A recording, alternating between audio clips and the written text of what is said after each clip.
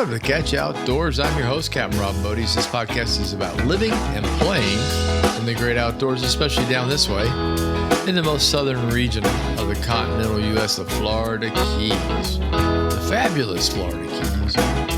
Catch Outdoors is hosted by Spotify, also brought to you by your favorite podcast network. So kick back and get a taste of my Florida. This week's episode of Catch Outdoors is number 113, titled No Name Storm, Part 3. I'll get to that in just a few. Man, oh man, did we have a blow last week. Whew. Welcome, everyone. Current temperature in the Keys. This is something new. I'm going to add this just for you folks. As it gets colder and colder up north, I think this, actually when it's in the summer, you might be interested to know what our temperatures are as well. So I thought I'd throw this at the beginning. Welcome, everyone. The current temperature in the Keys is 78 degrees. Tonight's low will be 69. Tomorrow's high will be 81. The outlook for the next week in lows will be the mid-70s, and the highs will be in the low 80s. Welcome to winter in the Keys. We're also headed for a full moon on November the 27th. Yeah, man, I'm going to get back on the water by then. This weather has been weird. It's been really tough. Really tough. Podcast is posted on November the 21st. That's this Tuesday. You'll be listening to it Tuesday. I'm doing this on Sunday evening. Happy birthday to me. Yep. I'll be making it. I will, when you listen to this, I will have made it to 70. That's hard to believe for me. Back in 2015, as many of you know, I nearly croaked from cancer. It was a bad time. It's been a long road, but I'm doing really good now. I feel like I'm doing very well. And the doctors do too, so that's all good. I'll be honest with everyone. I never even thought I'd make it this far. The cancer I have is termed terminal, which is lovely. There is no known cure. However, they can arrest it, as I like to call it, put cuffs on it. And that's what they've done so far. So as long as we can keep the cuffs on, everything's great. But anyway, looking at this birthday, 70 is pretty big to me. I don't know. It's like, so the next goal, I guess, is going to have to be 75. Ooh-wee. Hey, look, you never know. You never know. And that's what's cool about living. Yeah, living life and doing things that you need to do and get done, and that's what I've been up to. Let's see, what is going on Tuesday? Oh, I'm going to read this feature okay? Tonight, you're listening Tuesday, okay? And if you're listening Wednesday, it was before that. The first garden party that's presented by Billy Davidson and his wife, Cindy. This is a party that he does in his garden, in his backyard garden here in Key Largo. Billy Davidson is a singer-songwriter who's been working the Keys for 30 plus years now. Janelle and I ran into him down in Lorelei many years ago. And he has these garden parties. They start in November, and they go through April during the wintertime. And he invites certain guests over to participate in the backyard and listen to new music. He brings in scheduled outside artists that he likes to promote and stuff like that. So it's really a lot of fun. So by the time you listen to this, I'll be a part of the garden party. Yeah. I'll be singing my new song on Tuesday evening. So, oh boy. Let's see. The real show, this is like a prelim. Okay, the preliminary show is on Tuesday the 21st, which is my birthday, and Billy said, come on and sing. Let's do this together. And I'm like, okay. What he does on the prelim show, it is broadcast live. It's on Facebook Live and also on YouTube on their channel. What he does is he sets things up. He messes with the music, the sound, tries to get everything perfect, get everything lined up. Still does, I think, 6 hours worth. Starts around 4 o'clock in the afternoon. And then Thursday, Thanksgiving, he'll be doing the first, what I call real show, where he has a guest coming in, a guest star, unlike myself. I'm a guest novice. And then it'll go on like that either, I think it's Monday or Tuesday every single week through April. And you'll be able to watch that. And the shows are great. I tuned into them last year, and Janelle and I attended a couple, and it was really a lot of fun. You get a real feel for local music in the Keys, and that's really what Billy is all about. So anyway, Key West Town, my song is on the move, so I like to think. It's kind of nice that I'm going to get some publicity, and who would have ever thought a song I wrote back in '95 would be out now? It just kind of blows my mind. I've gotten some really positive feedback from friends and other folks that have heard the song. Thank you all very much. I'm glad you enjoy it. It'll be released through the usual, Apple Music and iTunes and all that fun stuff on November 27th. That's the official release date. So you get to listen to it that way, and I'll keep you posted if there's any change. So, and in the meantime, I'm working on 3 more songs. Hey, this is like writing a book. Well, no, it's actually a little easier than writing a book. More about that in a second. Janelle and I attended, actually this will be the second because I'm going to jump right into this. November the 18th, that was Saturday. Janelle and I attended a very special event down in Islamorada. The Reignite the Light Gala is a fundraiser for saving the Alligator Reef Lighthouse, along with celebrating Alligator Reef Lighthouse's 150th anniversary. For those of you that don't know, the United States Coast Guard decommissioned a great many lighthouses due to operational cost, and the fact that they aren't needed like the ones were when, pre-GPSs. The Florida Keys, they offered to donate 4 of them to groups that would maintain and restore the lights. They're historic markers. Here's the problem. The Coast Guard couldn't tear them down and couldn't mess with them and couldn't have them taken away or destroyed because they were literally on the historical list, the historical marker list, because of their age and because of their amazing background through wars and pirates and non-pirates and smuggling and everything else that you can possibly think of that these lights either helped or didn't help. And it's a really interesting story. There were no takers at first, and then people stepped forward and did. If there weren't any takers, they were going to put it up for bid. So in other words, an individual could just bid on it. The 4 lights are the American Shoal Light Station. That's way down by Key West. Alligator Reef, that's off of Islamorada. That's Alligator Reef Light Station. No, it's not about alligators. It's a naval ship named the Alligator went down there on the reef, so that's what it's named after. Carriesfort Reef Light Station, which is up here by us, right off Key Largo, and Sombrero Key Light Station, which is right off Marathon. So these 4 lights are out there. And a group here, not here, we're here in Islamorada, close to us, picked it up and they're supporting it. And so they had this great, big, huge gala on Saturday night. And I got to tell you what, that was a lot of fun. Hubbubbing, talking, raising money, doing all the things you got to do to get this accomplished, to get this light fixed and get it back in operation. They have it lit, but it needs a lot more work. By the looks of things, the auction raised gobs of money. It was really great. I mean, people were bidding thousands and thousands of dollars on stuff, whether it was trips or whatever, competing with each other and overbidding each other. It was wild. It was absolutely insane. I loved watching it. Janelle and I did our part. We donated to the cause.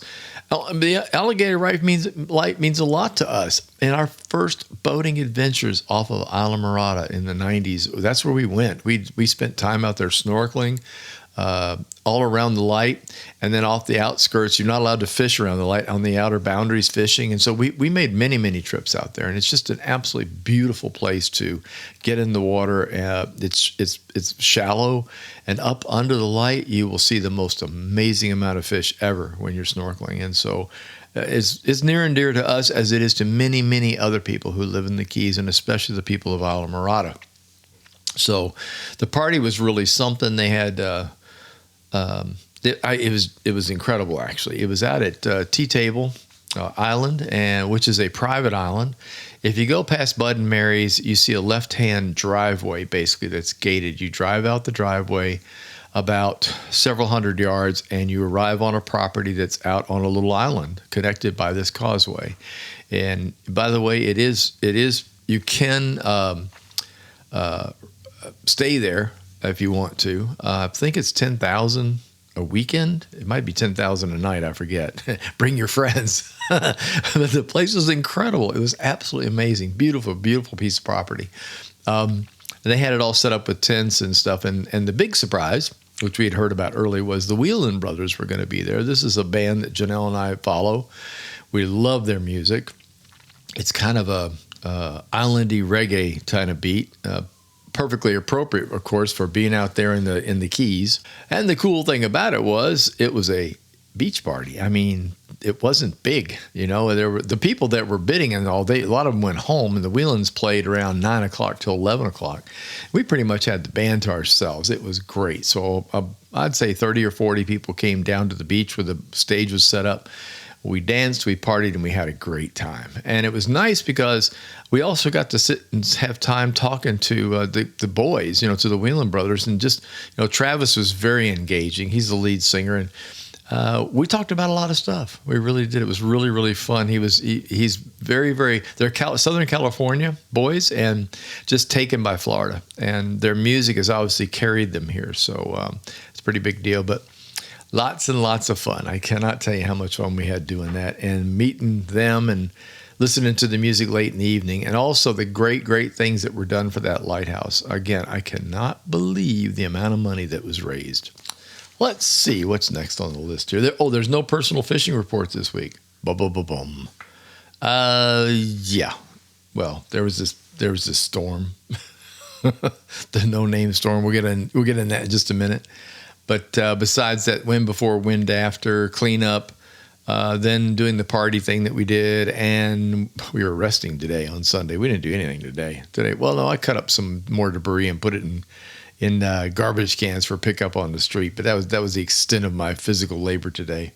But we'll get back to it. Don't you worry, we will. I also want to mention that this month is Manatee Awareness Month. I bring this up for not just Keys listeners. We're very aware of it. Our temperatures don't change much, so the manatees don't move around here quite like they do in other places. But on the southwest coast, where I lived for quite a while, when the weather changes from summer to winter, the manatees migrate. They get the heck out of Dodge. They'll be out in the great big bays, flats, Estero Bay, Pine Island Sound, Matlacha, those areas, and they head up the river.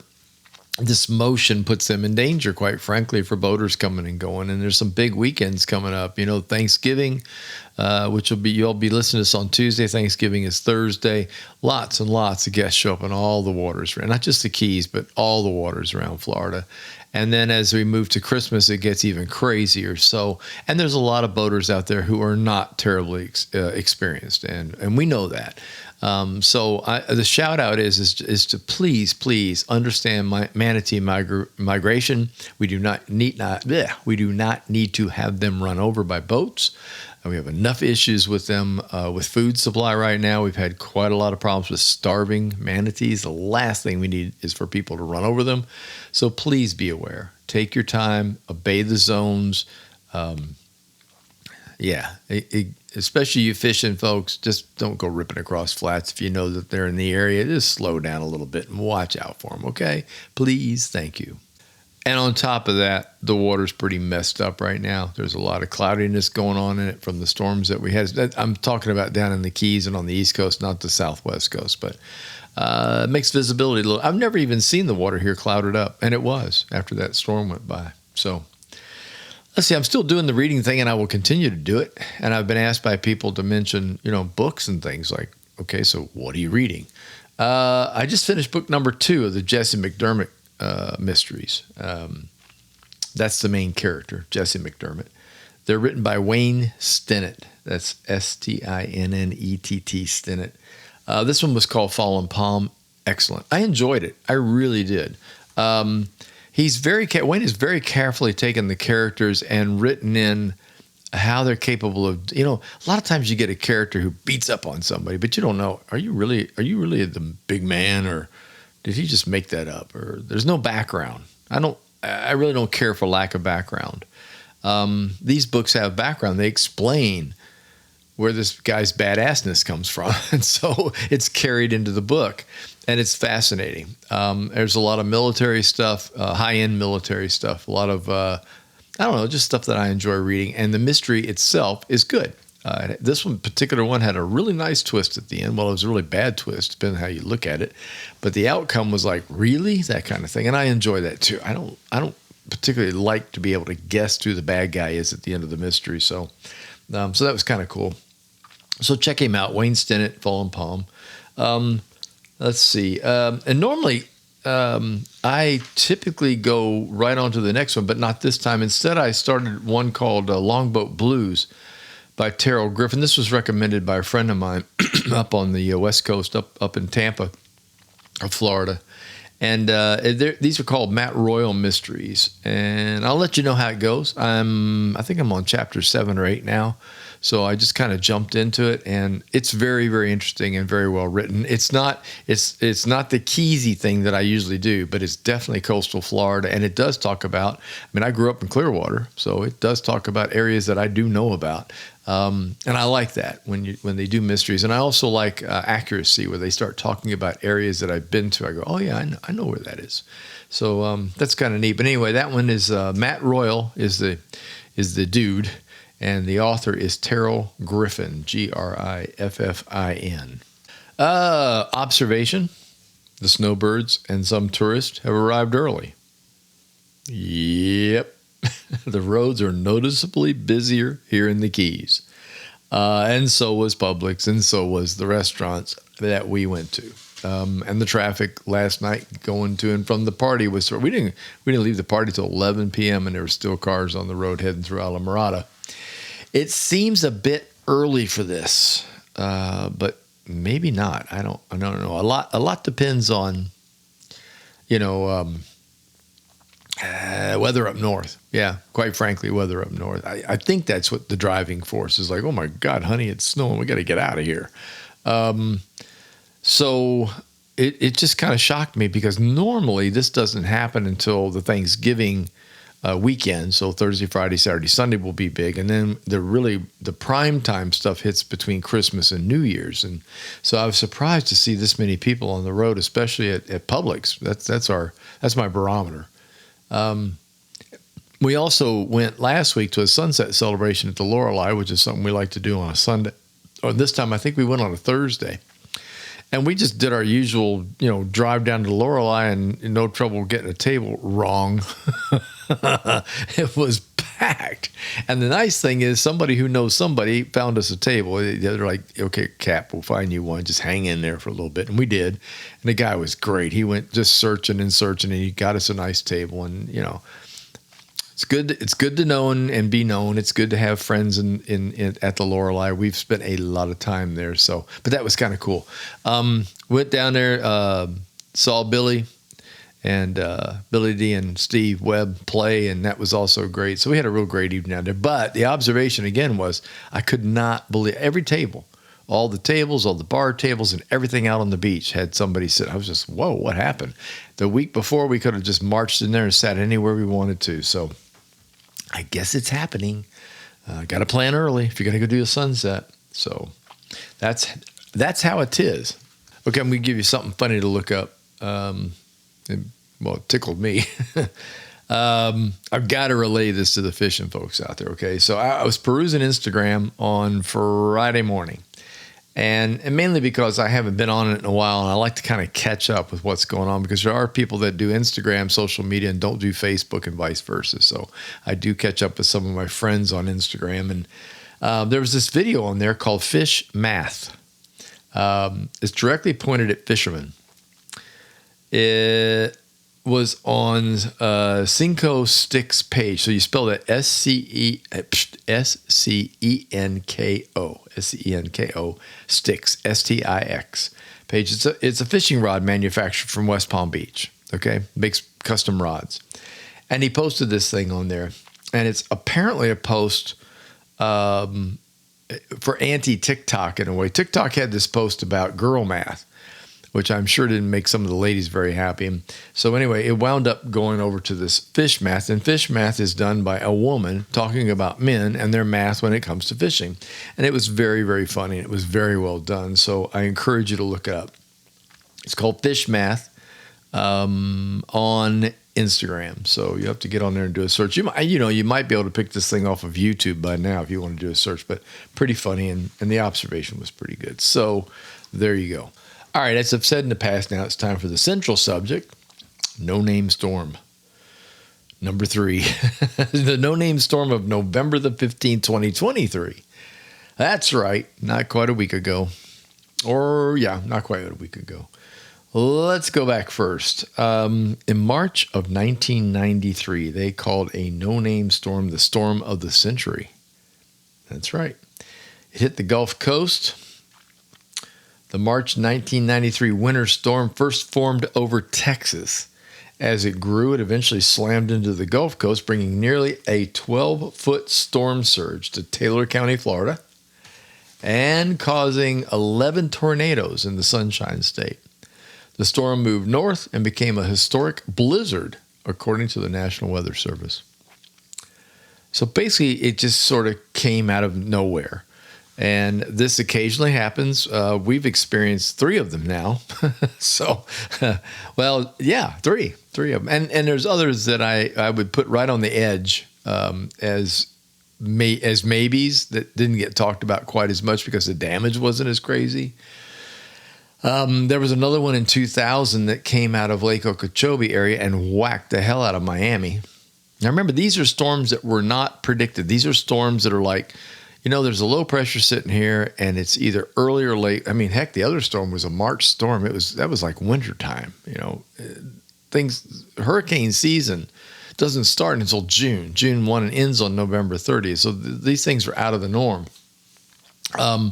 In 2000, this one started in October, so it was technically in the hurricane season, like the one we had here just recently. Continuous rainfall from the October 3rd no-name storm deposited more than 19 inches of rain in 24 hours. That's in 2000. This storm inundated local canals and waterways and caused unprecedented residential property damage and destruction for what was originally forecast as a severe area thunderstorm. Dun, dun, dun, dun. That's how it starts. They go, well, there comes a severe storm, severe warnings, stay inside. And then all hell breaks loose for a day, 2 days, and you're just like, what in the world? Weathermen are okay. I don't pick on weathermen, but they're only right half the time, so just keep that in mind. That's coming from an old sailor and a captain. Hey, send me an email. If you're going to argue it, go ahead. I can handle it. It's not a problem. So now we have a third one. Oh, I want to back up a little bit. Janelle and I experienced one when we met back in 1995 down in the Keys, down at Key West. It rained for 3 solid days. It was not supposed to do that. The wind blew. It was crazy. Things were nuts. It was fun traveling up US 1 in that nonsense. And people then called that a no-name storm. It did not do a lot of damage. It's just one of those things that wasn't supposed to happen, and it did. So anyway, outside of that and many other things that have happened like that, there are 2 that are considered no-name storms. The one that happened to us this past week is no-name storm number 3.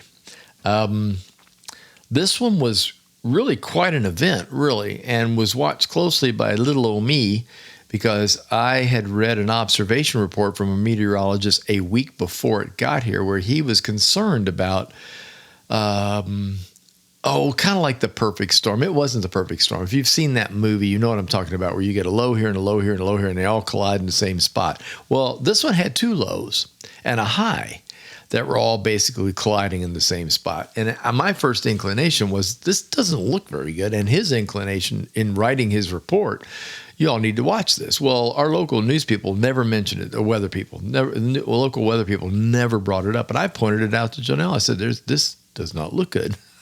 And that was pretty much it. And 5 or 6 days later, it wasn't any good. What happened was we had lows descending together. We had one make up literally off the coast of Miami, right here in our doorstep at the Key Largo, and started moving northeast. We had another one just south. And then we had the high pressure system. So this stuff all came together at the same time. And it was insane. I cannot begin to tell you. It rained here for about 20 hours straight. And it sounded like a freight train. It never, ever let up. It poured the whole time. And then the winds started to pick up in the middle of it. And the winds were cooking around 40 to 45. We had a gust in the Gulf off of Key Largo that was 86 miles an hour. That's well above hurricane force winds. Yeah, it was nuts. To say, we lost a lot of sleep that night. I mean, it was too noisy to go to sleep. It wasn't that, our house was being blown away, but it was just too noisy to sleep. So it broke branches, trees, busted up a lot of stuff. I was out on the highway today just driving down to the gas station and back, and I'm like, man, look at all the busted trees here on Key Largo. They had to close the local parks. I believe the state parks cleaned up and stayed open, but the other parks closed up just to do cleanup. I spent an entire morning just cleaning up stuff out of the yard. We were very fortunate. The kayaks, the boat, and the 2 cars had no tree branches falling on them. Yay. There was stuff in the yard, but they all missed. And I was really happy about that. But it was just one of those weird things. Here we are. That was on the 18th, I think, 17th, something like that. And the end of hurricane season is November the 30th. And it just shows you that this stuff can come out of nowhere and do some really, really crazy stuff. The people that I think were most shell-shocked by all this were the visitors who come down here to camp. And they do camp. They bring their RVs, tents, and all that stuff. I cannot imagine what that must have been like. No. We live in a very solid, built to hurricane standards. This house is new. And it was we had no problems in the house itself or with leakage or anything like that. But when you get 19 inches of rain, there was water standing all around the house. It was really pretty incredible. Plus at night you can't see anything, so you have really not a lot. This is a very dark place on a regular night, but when the storms are coming, you have no idea what's going on. But anyway, I felt bad for them, and I noticed a whole line of RVs getting the hell out of Dodge this morning. I think maybe they had enough. It's like Sunday's checkout. Okay, we're gone. We're not doing that again. But anyway, it was pretty crazy, and I'm happy to report that everything has worked out okay. There were a few tornadoes reported down in the Alamorada Marathon area. Everything's okay there. So we are good to go. And like yesterday was beautiful and sunny. Today was gorgeous. It was just one of those beautiful days. I think we're finally moving into winter. Maybe this storm pulled all the moisture out of here, and now we can start to enjoy winter in South Florida, which is, listen, there's really nothing better. I love being warm. I do not really mind hot all that much because I grew up in Florida. But I got to tell you, when you start to get to September and October, you just really want a break. And it looks to me like we're going to get that break and things are going to get real nice. And I'm very, very happy about that. All right, before I go, I am going to do my best to get out there and fish some so I can give you all an up-to-date fishing report. There really wasn't a lot of reports to read because of the nasty weather we had and the high winds. Things just finally calmed down yesterday and last night, and I really didn't see much posted because a lot of trips got canceled. But I'm going to do my best to get back out there. I miss it. I really do. I took the boat and uncovered it today and cleaned it out, got the leaves out of it. I had a full cover on the boat, and there were still leaves inside. Dried it out, cleaned it up, took it up, got some fuel in it, got it all ready to go, charging the batteries tonight. So hopefully I'll get out there in the next few days. Everybody keep your fingers crossed for me if you don't mind. I'm going to try to do a post-birthday trip, so we'll just see what happens. But anyway, take care. Have a wonderful Thanksgiving. Thanks much for listening. A heartfelt thanks to all of you who have supported my podcast over the last couple of years. If you enjoyed listening, please tell a friend, leave a review, and don't forget to subscribe to the channel. The Facebook page is Catch You Outdoors, website is catchyoutdoors.com, where you can find all of the previous podcasts and a schedule of what's to come. Until next time, get outdoors and enjoy.